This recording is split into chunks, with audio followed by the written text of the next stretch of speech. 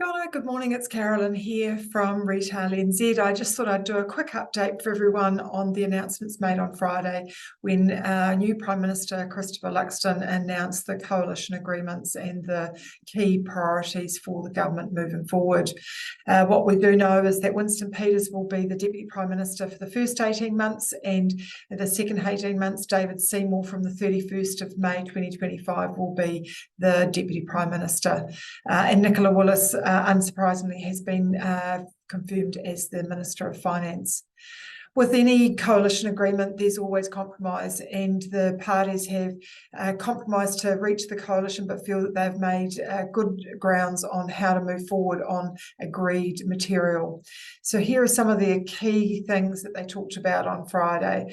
The one thing first to note is that all of the policies that were announced or major areas of interest did have no financial implications assigned to them. So there was no indication of what the costings of any of these new policy changes would be, and it's felt that these would be more aware once the mini budget in December is announced in the next few weeks.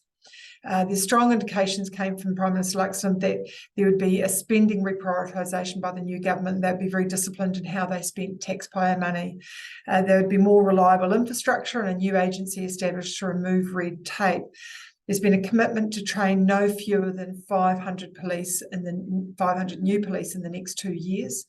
And there's also been a commitment of appropriate sentencing to be implemented for offences that have been occurred to deter crime in the future.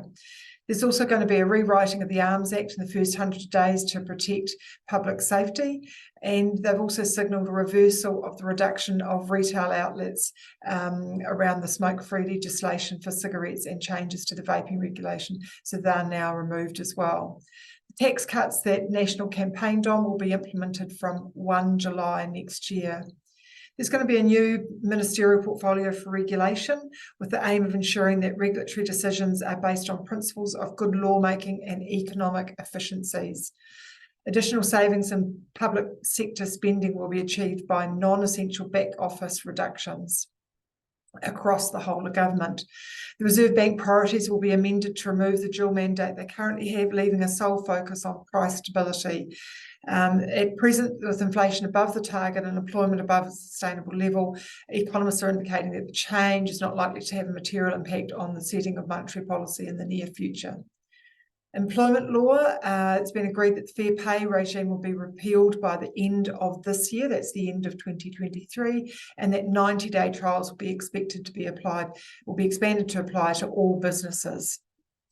All political parties have committed to moderate increases in the minimum wage each year, and the wording seems to indicate that obviously the increases will be less than what we've seen under the Labor government.